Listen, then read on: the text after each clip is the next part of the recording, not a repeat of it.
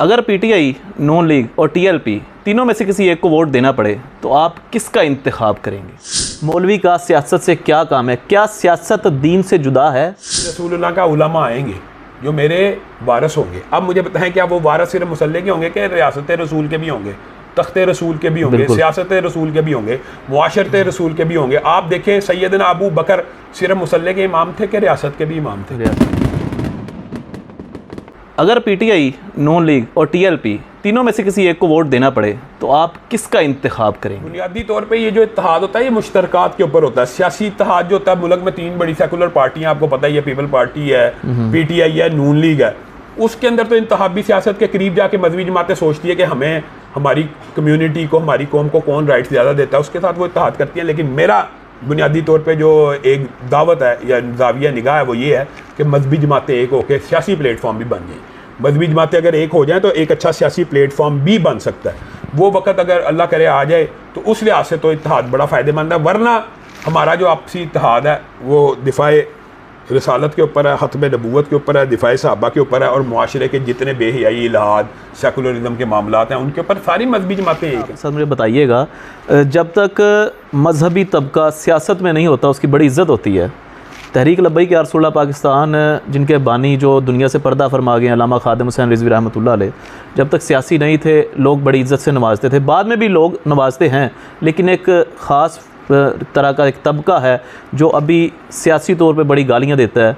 तो मुझे बताइएगा कि एक तो स्पेशल तौर पे टारगेट किया जाता है मजहबी को कि मौलवी का सियासत से क्या काम है? क्या सियासत दीन से जुदा है?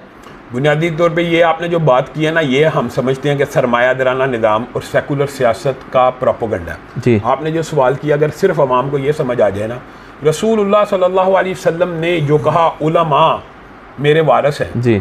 पुराने जो बनी इसराइल के अंबिया हुआ करते थे, एक नबी जाता था, दूसरा नबी उनका सियासी वारस हो जाता है। मेरे बाद नबी नहीं आना, रसूलुल्लाह की उम्मत में नबी नहीं आने, लेकिन रसूलुल्लाह का उलमा आएंगे जो मेरे वारस होंगे। अब मुझे बताएं, क्या वो वारस सिर्फ मुसल्ले के होंगे कि रियासत रसूल के भी होंगे, तख्त रसूल के भी होंगे, सियासत रसूल के भी होंगे, मुआशरत रसूल के भी होंगे? आप देखें, सैयदना अबू बकर सिर्फ मुसल्ले के इमाम थे कि रियासत के भी इमाम थे? रियासत के भी।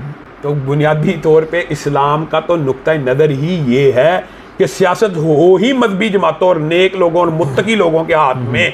ये सेकुलर मुआशरा और सरमायादाराना निज़ाम ने ये डिफ्रेंसिएशन पैदा की लोगों के दिमाग में। मौलवी सियासत की बात ना करे, कौन करे? चोर करे, जगीरदार करे, वडेरा करे, लुटेरा करे।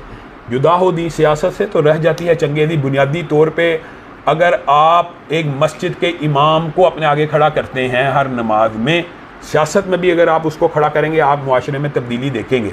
रसूलुल्लाह सल्लल्लाहु अलैहि वसल्लम सिर्फ मुसल्ले की विरासत नहीं छोड़ के गए, रसूलुल्लाह सल्लल्लाहु अलैहि वसल्लम रियासत की विरासत भी छोड़ के गए हैं, मुआशरत की, अदालत की। तो जो उलमा हैं वो रसूलुल्लाह के सिर्फ मुसल्ले के वारस हरगिज़ नहीं है।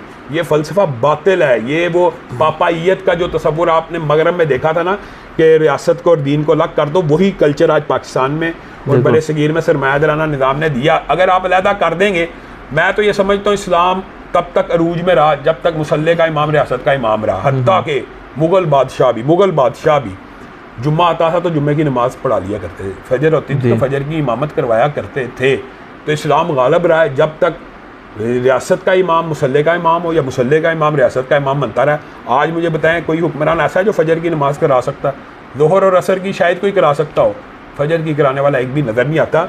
तो हम तो ये समझते हैं कि अवाम को ये अवेयरनेस ज़रूर देनी चाहिए। ज़ोहर और असर की भी इसलिए कि उसमें खामोश रहना पड़ता है।